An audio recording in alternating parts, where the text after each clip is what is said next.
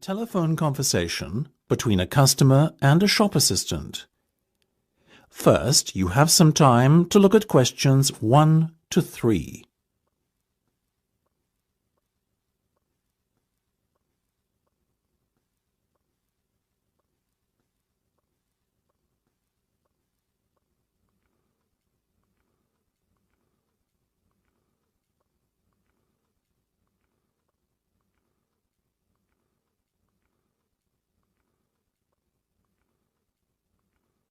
You should answer the questions as you listen, because you will not hear the recording a second time. Listen carefully and answer questions 1 to 3. Good morning, Jenny's Suit Rental. Jenny speaking. How may I be of service? Hi there. My name is Max Jones. That's Jones, and I'm looking to rent a suit out for a special occasion. Certainly, Max. We charge a set fee for our services. You can either choose from our designer range and pay £50 to rent your suit out, or choose from our standard range at a cost of £25. So, what will it be? Oh, the first option, please, Jenny. £25, did you say? Unfortunately not. The designer range is twice that price. Oh, in that case, I'll take the second option. Standard, was that it? That's right. Now, before we go any further, may I ask how you intend to pay? Do you accept cheques? Yes, but only in exceptional circumstances. We prefer cash or credit card. Well, as I haven't got one, does this count as those circumstances? Yes, that'll be fine. Make it payable to Jenny's Suit Rental. Will do. Before listening to the rest of the conversation, you have some time to look at questions 4 to 10.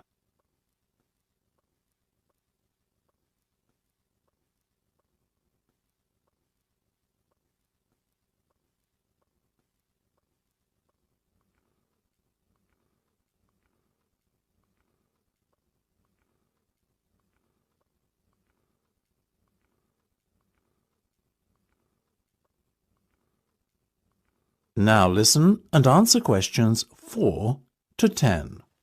Now, Max, can I take your measurements, please, and a few details about what sort of suit you have in mind? Certainly.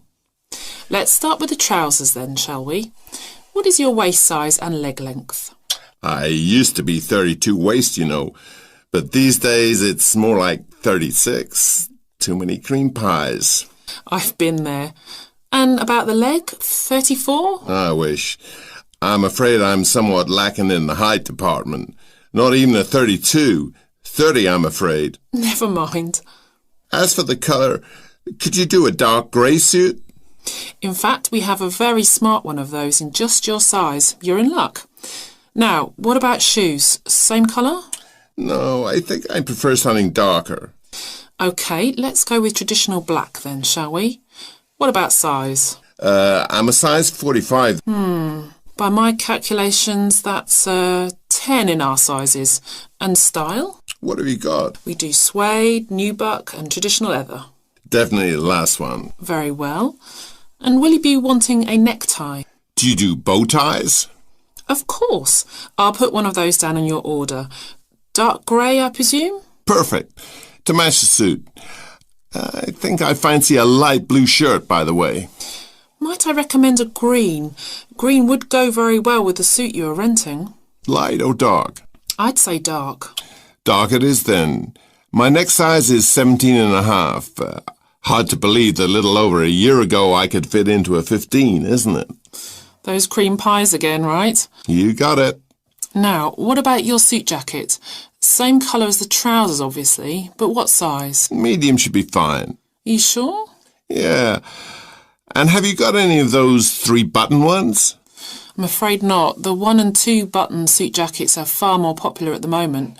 In fact, the 1 button is all the rage. Let's have that one then. No problem. Now. That is the end of part 1. You now have half a minute to check your answers.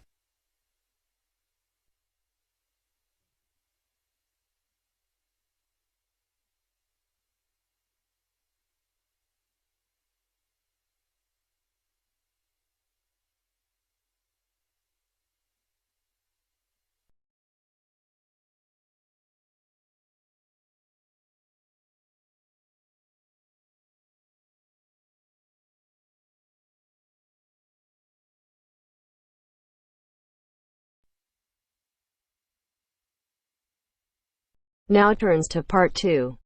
Part 2.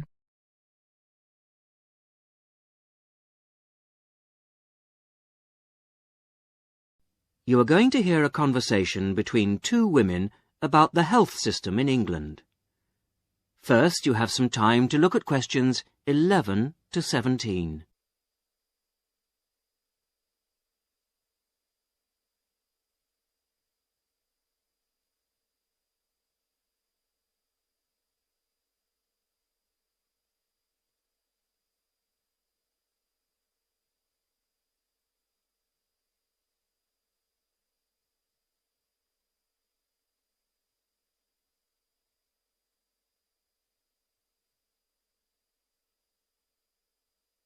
Now listen to the first part of the conversation and answer questions 11 to 17. Hello, Mrs. Sutton. Come in. How are you settling in next door? Have all your things from Canada arrived yet? I thought I saw a removals van outside your house yesterday afternoon. Yes, they came yesterday. We spent all day yesterday arranging them. It's beginning to feel a bit more like home now. Oh, that's good. Look, come in and sit down. Are you all right? You look a bit worried. Well, I am a bit. I'm sorry to bother you so early, Mrs. Smith, but I wonder if you could help me. Could you tell me how I can get hold of a doctor? Our daughter, Anna, isn't very well this morning, and I may have to call somebody out. She keeps being sick, and I am beginning to get a bit worried. I just don't know how the health system works here in England. All I know is that it's very different from ours back in Canada. Well, I don't know really where to start. Let me think. Well, the first thing you have to do is find a family doctor. Mm-hmm. Sometimes we call them general practitioners as well. Right. And register with him or her. If you live here, you've got to be on a doctor's list. If you're not, things can be a bit difficult. Oh. Nobody will come out to you if you're not registered. Anyway, they work in things called practices. Sort of small groups of family doctors all working together in the same buildings. Now, what you've got to do this morning is register with one of them. There are 2 practices near here, so we're quite well off for doctors in this part of Manchester. There's the Dean End Health Centre, about 10 minutes walk away. And there's another practice in South Hay. That's about 5 minutes away, going towards the town centre. We're registered at the Dean End one, but they're both okay. There are about 6 doctors in our practice and 4 in the other, so ours is quite big in comparison, and the building and everything's a bit more modern. South Hay is a bit old-fashioned, but the doctors are okay. Their only problem is that they don't have a proper appointment system. Sometimes you have to wait for ages there to see someone. Anyway, you go to the receptionist in whichever health centre and ask her to register you with a doctor there. You have to fill in a form, but it doesn't take long. Ours is called Dr. Jones, and we've been going to him for years, ever since we moved here 15 years ago. I wouldn't say he's brilliant, but I suppose he's all right, really. We're used to him now. They say he's very good with elderly people, but he does tend to get a bit impatient with children. Listen, the one who's supposed to be really good with small children is Dr. Shaw. I've heard lots of people say that. She's young and she's got small children of her own, so you could try registering with her. And if her list's full, I heard somebody say the other day that there's a really nice young doctor at South Hay, a Dr. Williams. He holds special clinics for people with back trouble, but that's not really your problem, is it? Now you have some time to look at questions 18 to 20.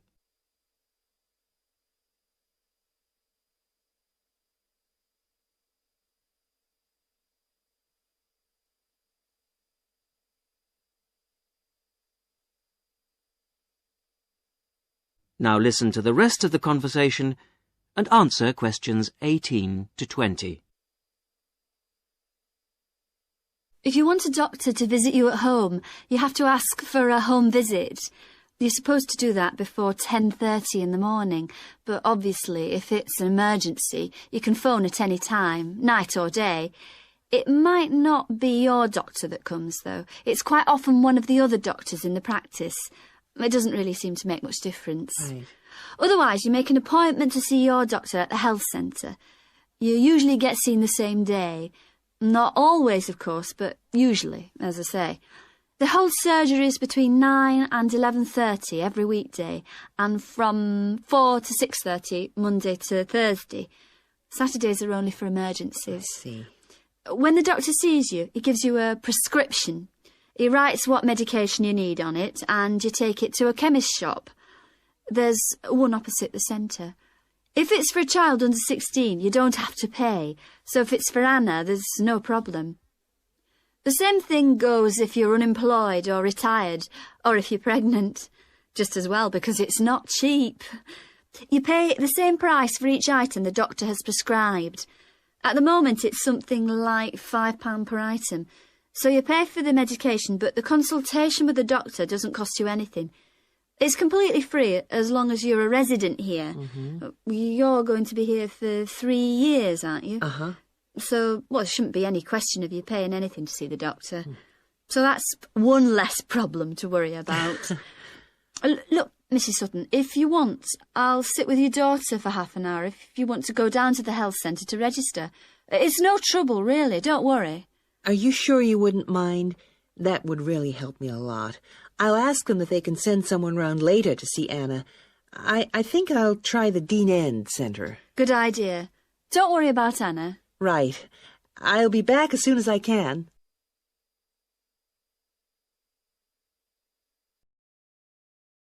That is the end of part 2. You now have half a minute to check your answers.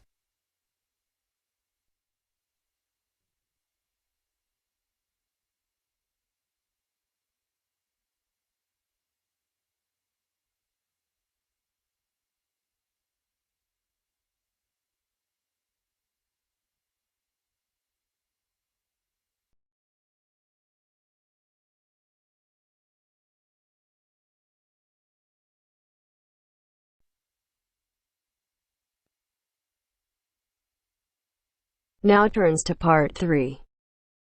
Part 3. Richard Murray, a zoologist and popular TV personality, has been giving a talk on endangered species of wildlife to members of the Young Conservationists Association in a small town in the south of England. Listen to the extract from the discussion he had with 2 of the young people after his talk. First, you have some time to look at questions 21 to 25.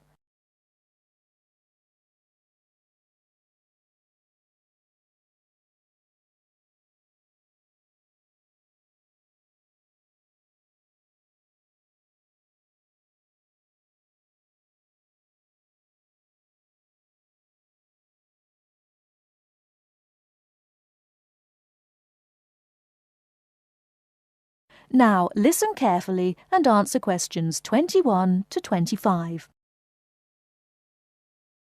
What would you say, Mr. Murray, are the main reasons that so much of our wildlife will have died out by the end of the next few decades? Well, Tony, we can't of course rule out the effect of urbanisation due to the spread of population. But apart from that, I believe there are 2 reasons which, in a way, are like the opposite ends of a piece of string. If you tie a knot in that piece of string, you end up with a circle, and whichever way you go round, it's going to turn out to be the same. I don't think I quite get that, Mr. Murray. Well, let's put it another way. It's rather like a film. You've got the good guys and the bad guys. They're pulling in opposite directions, but when it comes to the final showdown, it's hard to make out which is which. What are your 2 reasons, Mr. Murray? I call them greed and caring. Greed and caring? Yes, I know they don't seem to have much to do with one another, but think about it. The motive of greed is pretty obvious. In the course of the next few months, thousands of baby seals will be bludgeoned to death before they're even weaned from their mothers. What for? For the sale of their skins at inflated prices to please the vanity of a few and line the pockets of the killers.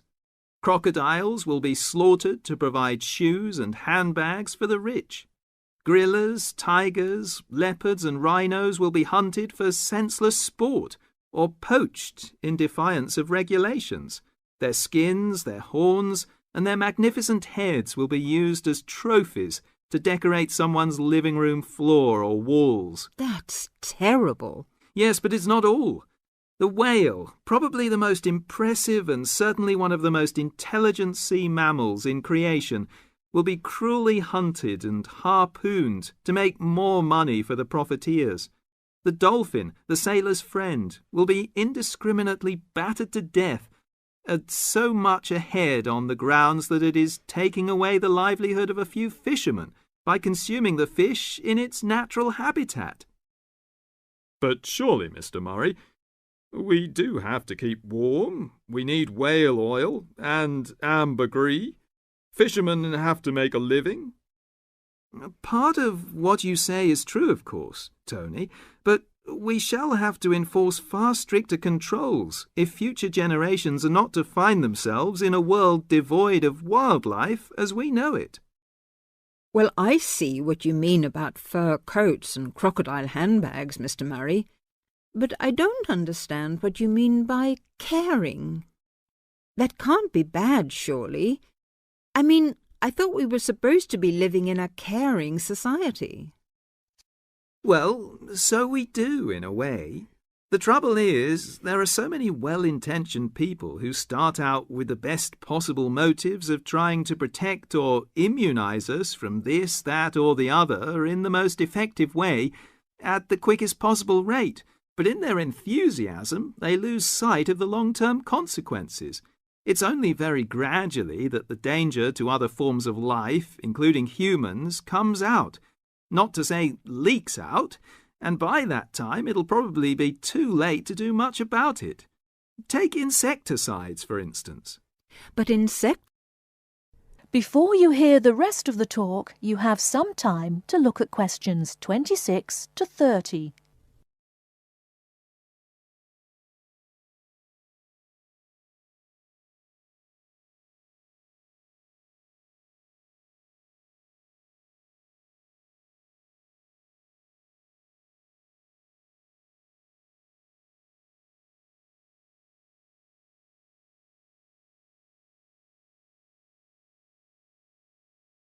Now listen and answer questions 26 to 30. But insecticides protect crops from pests. They destroy disease-carrying mites and creepy crawlies like cockroaches. True, but nature has a way of developing her own immunity against insecticides and other pest controls, with the result that the biologists are driven to inventing stronger and stronger compounds, which, though they may annihilate the pest, nevertheless permeate the environment, are assimilated by plant and animal life, and become absorbed by the soil. Countless innocent creatures, the beaver or the mole, for example, are performing a useful task in the natural control.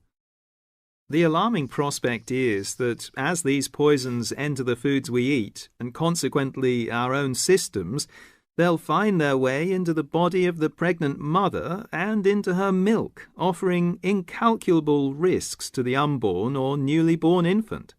In spite of all our technological expertise, our time is running out. We're virtually destroying ourselves. That is the end of part 3. You now have half a minute to check your answers.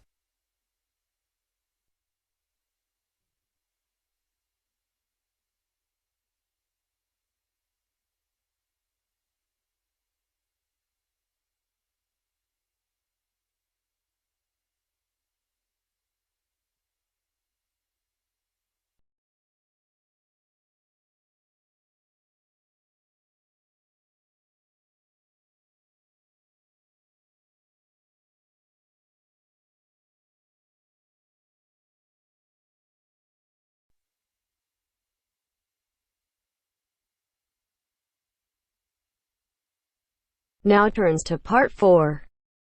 Part 4. You will hear a postgraduate psychology student talking to other students about a job satisfaction study he has investigated. Before you listen, you have some time to look at questions 31 to 40.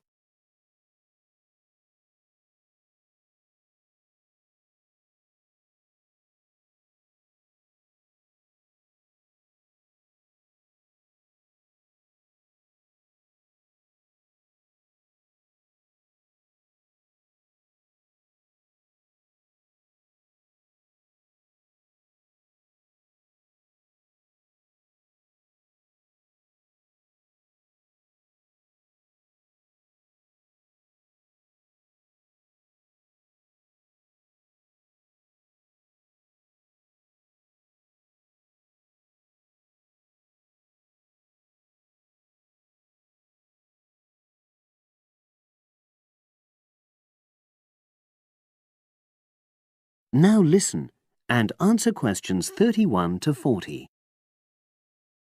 Good morning, everyone. For my presentation today, I'm going to report on an assignment that I did recently. My brief was to analyze the methods used in a small study about job satisfaction, and then to make recommendations for future studies of a similar kind. The study that I looked at had investigated the relationship between differences in gender and differences in working hours and levels of job satisfaction amongst workers.